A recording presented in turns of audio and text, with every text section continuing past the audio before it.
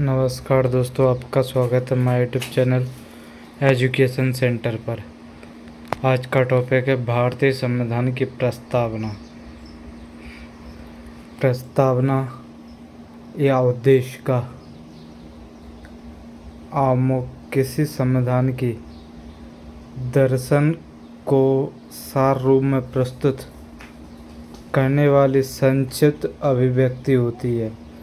सबसे पहले अमेरिकी संविधान निर्माताओं ने अपने संविधान में प्रस्तावनाओं को सम्मिलित किया था। इसके बाद जैसे जैसे विभिन्न देशों ने अपने संविधान बनाए, उनमें से कई देशों ने प्रस्तावनाओं को महत्वपूर्ण मानकर इसे संविधान में शामिल किया गया। भारतीय संविधान सभा ने भी प्रस्तावनाओं को शामिल करने पर सहमति जताई। वस्तुतः यह प्रस्तावना संविधान सभा द्वारा 22 जनवरी 1947 को स्वीकार किए गए उसी उद्देश्य प्रस्ताव का विकसित रूप है जिसे पंडित नेहरू ने प्रस्तुत किया था और जिसमें निहित आदर्शों की मूल स्वीकृति के आधार पर ही संविधान के विभिन्न उपबंध बनाए गए थे। उद्देश्य, प्रस्ताव और प्रस्तावना मिलकर भारतीय संविधान के दर्शन को मूल रूप से प्रदान करते हैं। प्रस्तावना के संदर्भ में कई बिंदुओं पर विचार किया जाना अपेक्षित है, जैसे प्रस्तावना की उपयोगिता, प्रस्तावना संविधान का अंग है या नहीं, क्या प्रस्तावना में अनुच्छेद 368 के उपबंधों के तहत संशोधन किया जा सकता है, यदि भारतीय विधायिका या कार्यपालिका की नीतियां प्रस्तावना में उल्लिखित विचारों के अनुरूप न हो तो प्रस्तावना में लिखित विचारों को न्यायालय द्वारा परिवर्तित कराया जा सकता है। अगला, प्रस्तावना की विषय वस्तु। प्रस्तावना उद्देश्य का। हम भारत के लोग भारत को एक संपूर्ण प्रभुत्व संपन्न समाजवादी पंथनिरपेक्ष लोकतंत्रात्मक गणराज्य बनाने के लिए तथा उसके समस्त नागरिकों को सामाजिक, आर्थिक, राजनीतिक न्याय, विचार, अभिव्यक्ति, विश्वास, धर्म और उपासना की स्वतंत्रता, प्रतिष्ठा और अवसर की समता प्राप्त कराने के लिए तथा उन सब में व्यक्ति की गरिमा और राष्ट्र की एकता और अखंडता सुनिश्चित करने वाली बंधुता बढ़ाने के लिए दृढ़ संकल्प होकर अपनी इस संविधान सभा में आज तारीख को 26 नवंबर 1949 ईस्वी मिति मार्ग शीर्ष शुल्क पंचमी सतम 2006 विक्रमी को एतद द्वारा इस संविधान को अंगीकृत, अधिनियमित और आत्मार्पित करते हैं। अगला, संघ और उसका राज्य क्षेत्र। वर्तमान समय में भारत में कुल 28 राज्य और 8 केंद्र शासित 8 संघ राज्य क्षेत्र हैं। भारतीय संविधान के पास भाग 1 अनुच्छेद 1 से 4 में इस प्रावधान का उल्लेख किया गया है कि भारतीय राज्य क्षेत्र में किस किस प्रकार की इकाइयाँ होंगी तथा उनके भारत संघ के साथ क्या संबंध होंगे। इस भाग को सही रूप में समझने के लिए हम सभी अनुच्छेदों पर क्रमशः विचार करेंगे। संघ व उसके राज्य क्षेत्र से संबंधित अनुच्छेद। संघ व उनके राज्य क्षेत्र से संबंधित अनुच्छेद निम्नलिखित है। अनुच्छेद 1, आर्टिकल नंबर 1। संविधान के अनुच्छेद 1 में कहा गया है कि भारत अर्थात इंडिया राज्यों का संघ होगा।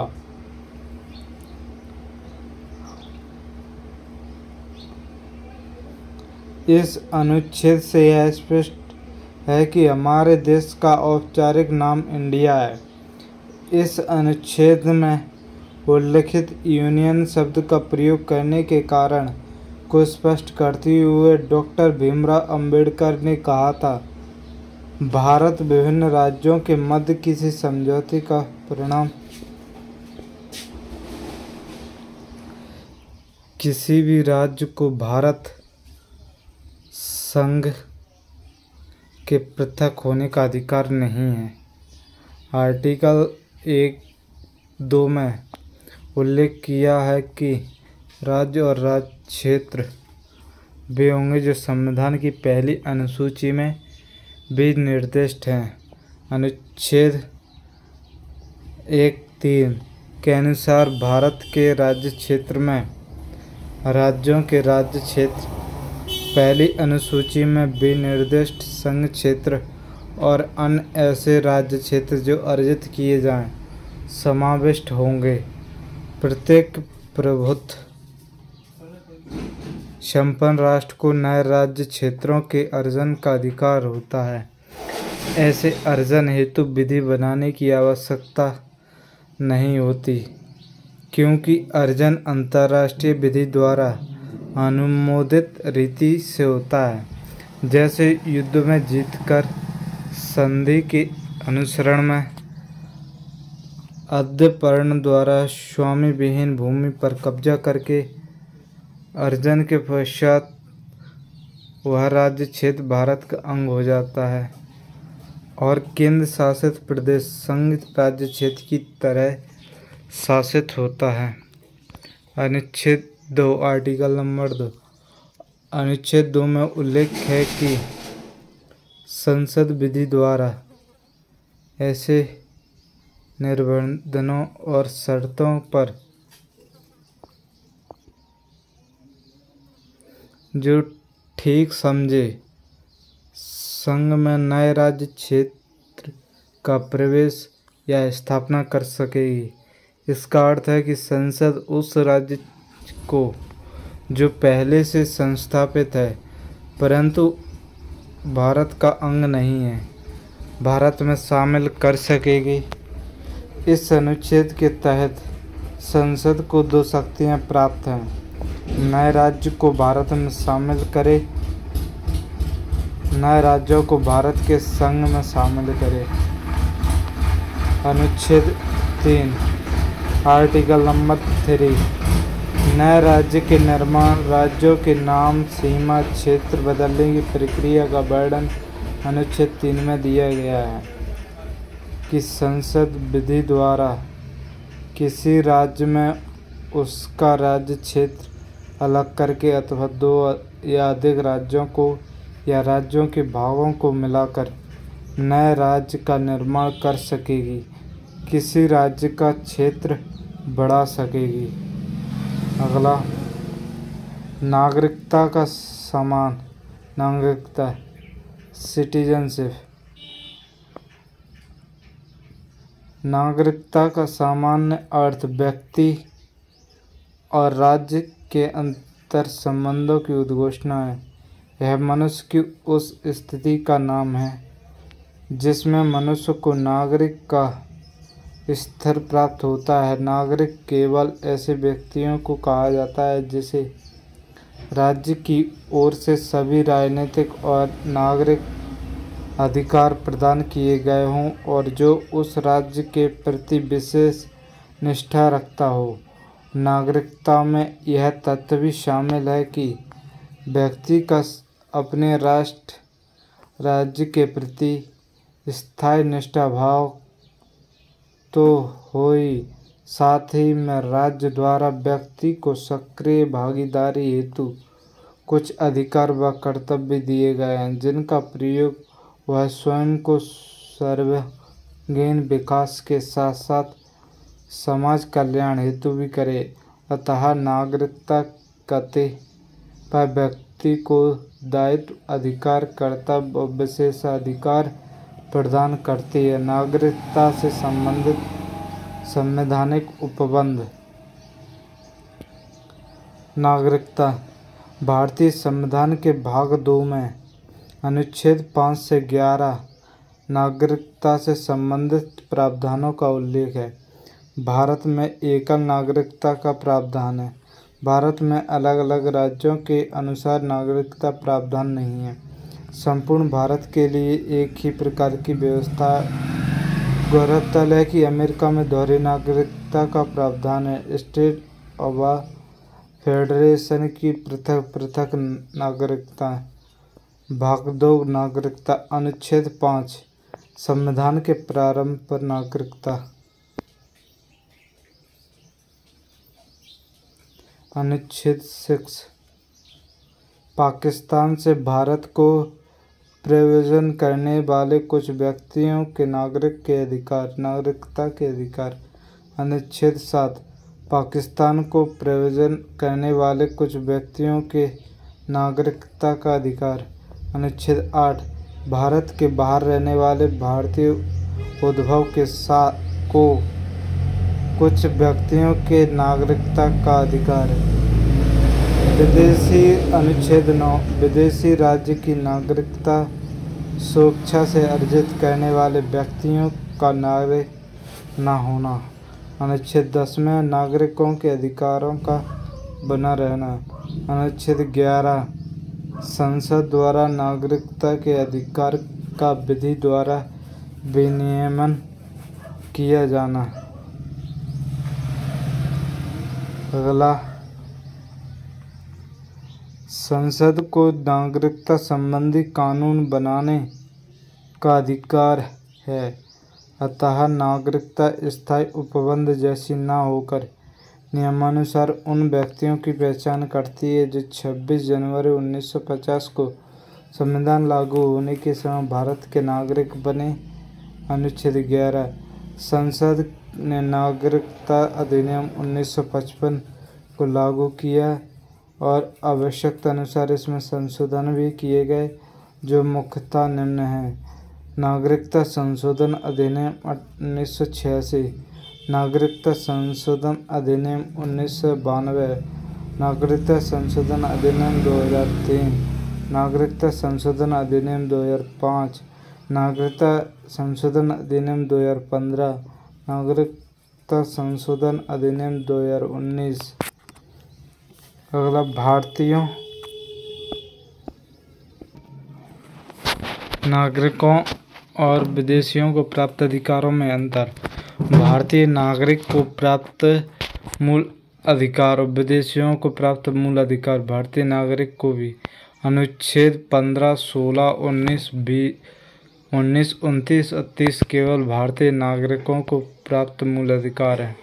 अनुच्छेद 14, 20, 21, 21A, 22, 23, 24, 25, 26, 27, 28 भारतीय नागरिकों के साथ साथ विदेशियों को भी मूल अधिकार प्राप्त हैं। अगला, मूल अधिकार। मूल अधिकार प्रत्येक व्यक्ति के लिए समानता, स्वतंत्रता, राष्ट्रीयता और राष्ट्रीय एकता को समाहित करता है। मूल अधिकार राजनीतिक लोकतंत्र के आदर्शों को बनाए रखने के लिए जरूरी है। ये अधिकार देश में व्यवस्था बनाए रखने एवं राज्य के कठोर नियमों के खिलाफ नागरिकों की स्वतंत्रता की सुरक्षा करते हैं। ये मूल इसलिए भी हैं कि ये व्यक्ति के चहुमुखी विकास, मसलन भौतिक, बौद्धिक, नैतिक और आध्यात्मिक विकास के लिए आवश्यक है। मूल अधिकार का अर्थ।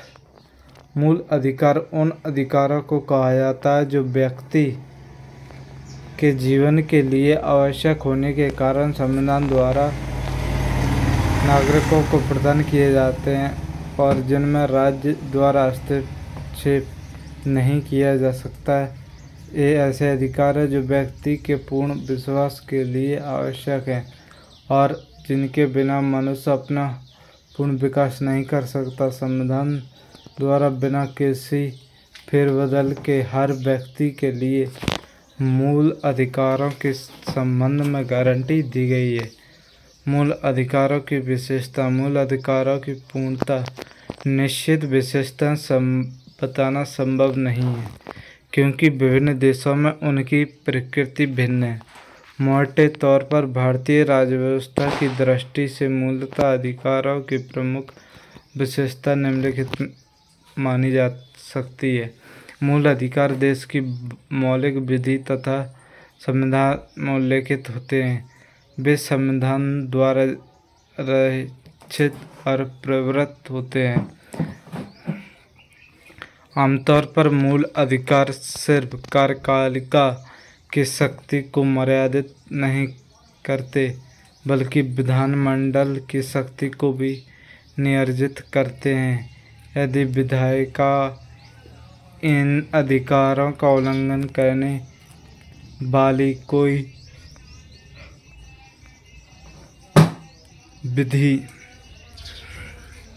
बनाती है तो उस सीमा तक निष्प्रभावी या शून्य हो जाती है जहाँ तक वह मूल अधिकारों का उल्लंघन करती है। मूल अधिकारों में परिवर्तन करने के लिए संविधान में संशोधन करना जरूरी होता है, जबकि शेष कानूनी विधिक अधिकारों के मामले पर आमतौर पर संविधान संशोधन की आवश्यकता नहीं होती। कानूनी अधिकार के मामले में संविधान संशोधन की ज़रूरत सिर्फ तब होती है जब वह संविधान के द्वारा दिया गया हो। अगर कानूनी अधिकार किसी अधिनियम के माध्यम से दिया जाता है तो उसमें साधारण बहुमत से ही संशोधन किया जा सकता है। उनमें संविधान संशोधन की ज़रूरत होगी।